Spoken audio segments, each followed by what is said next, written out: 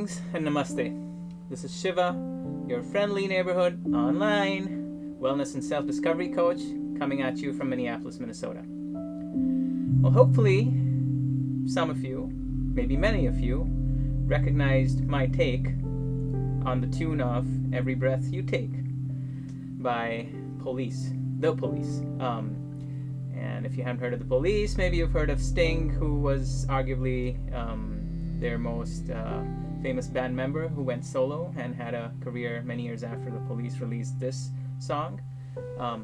But that brings us to the topic of today's wellness journey, which is breath. Breath is, it's all of space,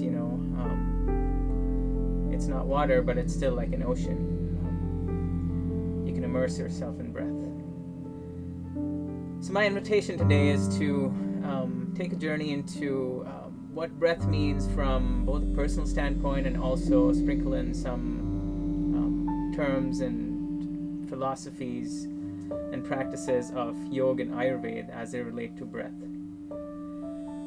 So if you kind of look at yoga, and as you know, if you've been following my videos, I call it yoga because that's how it's pronounced in Sanskrit. It's not yoga, it's yoga. It's not Ayurveda, it's Ayurveda. And unfortunately, one person starts saying it, and then the rest of the world follows. So I'm trying to hold my ground there. So please bear with me.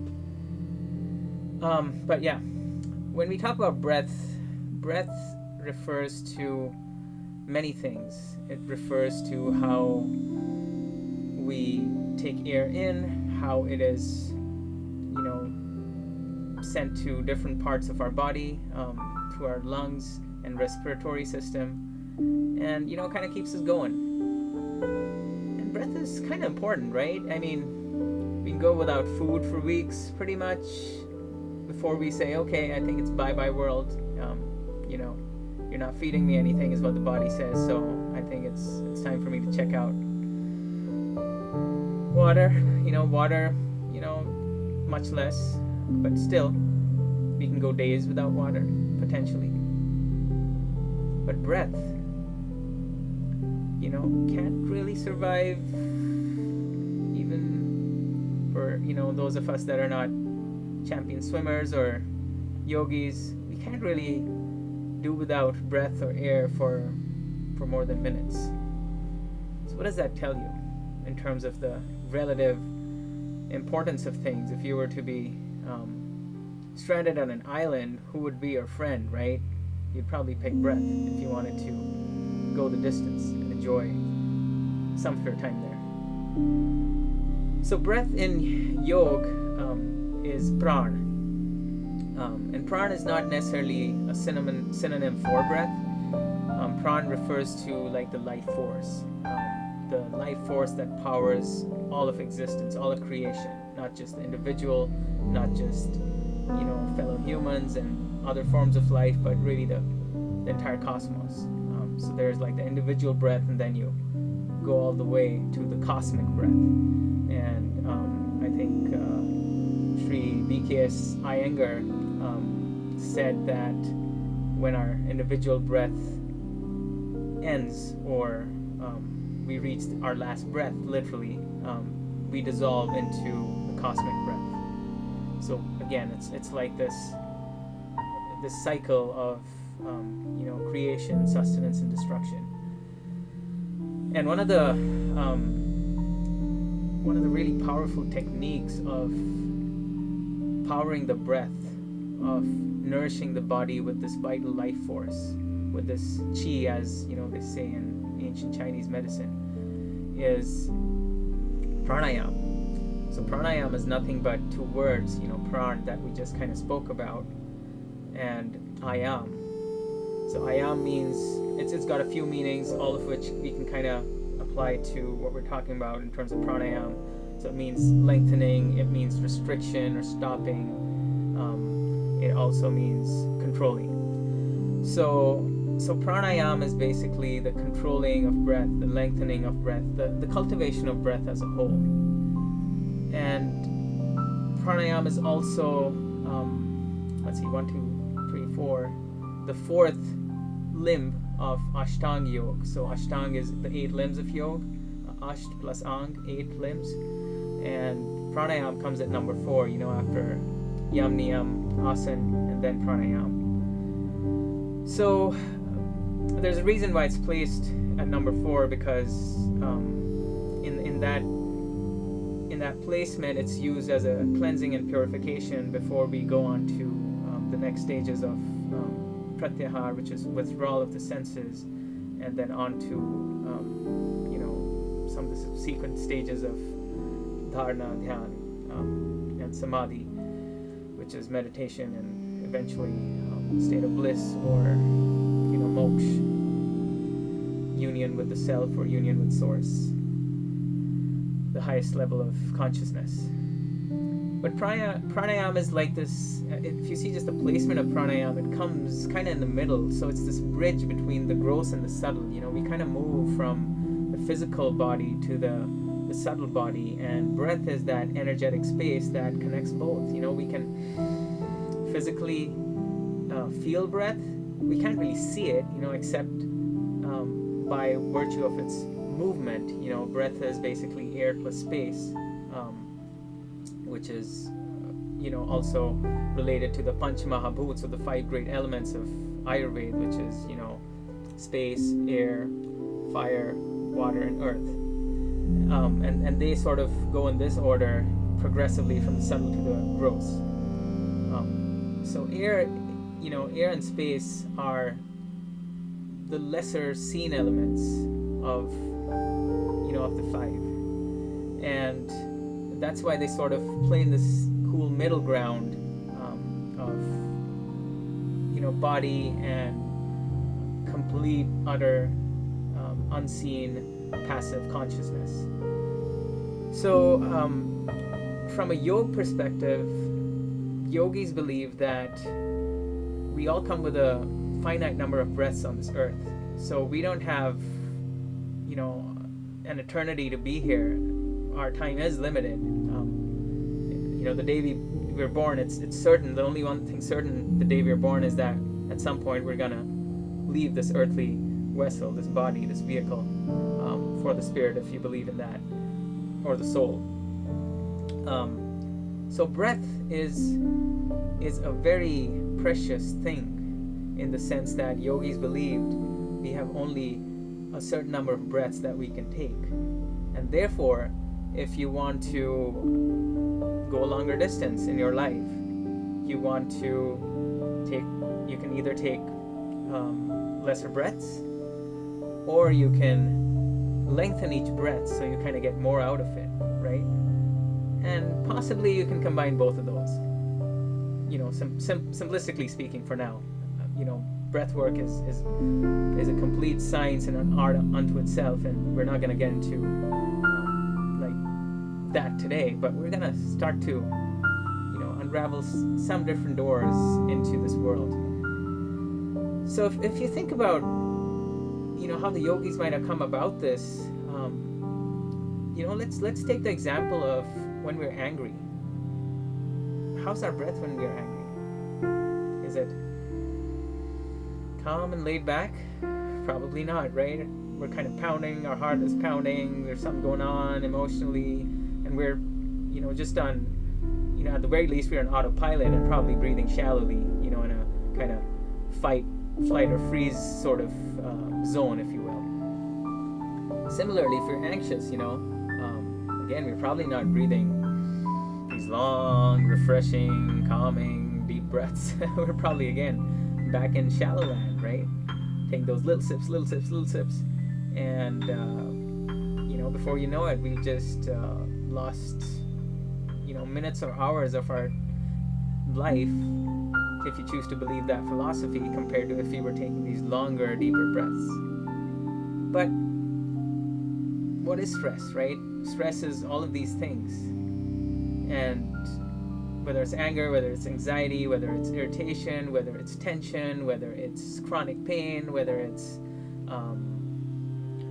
just any kind of upset, if you will, has a direct effect on our breath, and our breath is compromised as a result of each of these activities or these states. Hence, the further away we stay from these states, and the more we stay in our breath, connected to the deeper, lengthened, conscious, cultivated breath, it stands to reason that our lives are less stressful, our lives are more inspired, more creative, more expansive, literally, right? Because all of these things basically constrict us, make us, put us into a ball like that. So there's many techniques of pranayama, and like I said, the sequences, you kind of do the asana first just to get your body situated, get out of your head or whatever it was that was going on in your life before you started the asana practice, and then you're at a point where you can start the cleansing practices of breath.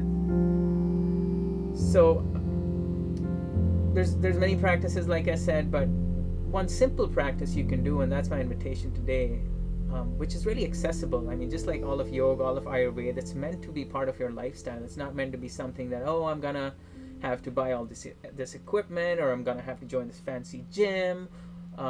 It is recommended as you go deeper into the practices to get some education, kind of like I did. I grew up in the land of yoga. I was surrounded by yoga growing up, but I still decided to go and train as a yoga teacher, and ended up loving it so much more than I did before that I decided to share it with the rest of the world. But you don't have to go that far, but as long as you have someone guiding you along the way, it's always a good thing, because like everything in life, anything that's powerful can work powerfully against you too. So if you have certain conditions, or you're at certain stages in your life, you might want to just consult someone who is aware of how the different things dance together and will be able to prescribe a routine to you. And of course, I am at your service for that type of thing. We have a very customized approach here that I collaborate with some other folks as well, and the idea is to put together a very personalized system for our clients one-on-one that is specifically for them. So if they want to do chair yoga plus pranayama, that's great. If they want to go all the way becoming a hardcore ashtangi, we can get you there. If you want to simply just reduce your disease condition, there's Ayurveda and through diet and lifestyle and some yoga work, we can get there. So there's various ways to kind of skin the cat, and everyone has a different cat, so there you go. But leaving aside that plug for what we do here in terms of wellness, the one practice I invite you to do is just simply take a step back. You might be at a traffic light, you might be standing in line for your groceries 6 feet apart, right? Whoops. But that's a perfect time to just turn attention to your breath. Don't close your eyes, keep them open probably. These places I mentioned would not be good places to close your eyes in. But just notice your breath.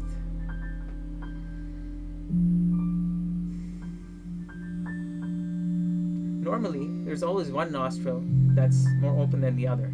You can do this exercise, it's fun. In fact, this is a recommended exercise that most of our clients are recommended, so they can sort of just understand how create an awareness around their breath, of how it changes even without their knowing. They just become more conscious of something that's a really taken for granted response. We're breathing, we're alive, but we're not really breathing. We're just like, we're just continuing to move on without being aware of each breath, literally.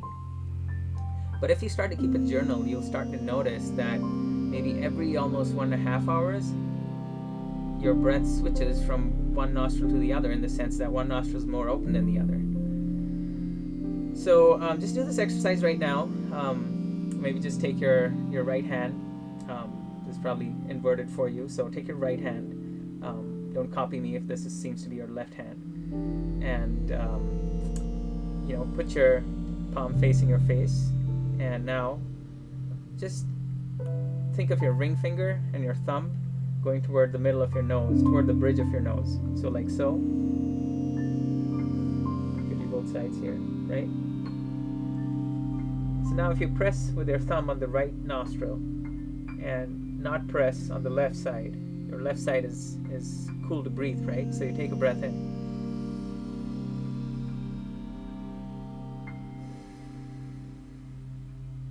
And you notice that. And then you switch. Ring finger goes, block the left nostril.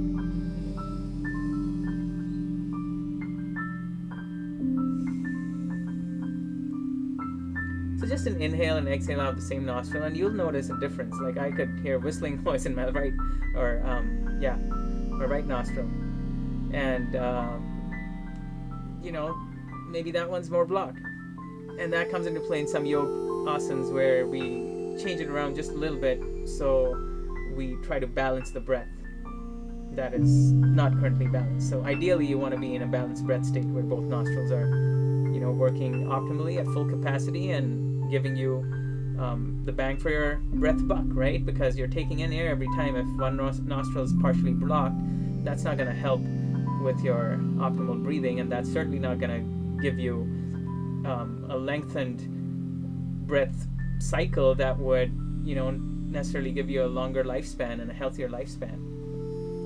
So simply start noticing your breath. Simply start noticing how both nostrils kind of dance around each other. And then the practice of pranayama comes in, where you start balancing the breaths. You start doing specific exercises to either calm down or energize or cleanse or purify. So yeah, check that out. In terms of Ayurveda, Ayurveda, like I said, leans heavily on yoga for a lot of its practices, and it does realize the power of prana and breath, and it has those three biological humors or doshas, which some of you might have heard of, vata, pitta, and kapha. So those three, vata is the one that is the air and space combination. So a lot of folks with a vata imbalance have a little too much air and space going on, but it's not necessarily related to breath. So breath can actually release some of that excess air and space that's going on by, clearing the channels. There's a purification technique called Nadi Shodhan, and Nadi means channel or like a tubular organ or even a crevice. So anything in the body, if you look at the body, a nadi would be a nerve. It would be a channel of energy, like the sushumna, which is the central nadi that runs from the base of the spine all the way up to the top of the head. And it could be, the thoracic cavity and the diaphragm that supports the whole breathing process. So, but maybe that's a subject for a different day, and this is where we'll end our journey today. Hopefully you enjoyed the topic, and let me know if you'd like to hear more about how we can use prana to our advantage. That's me, Shiva, signing off for now.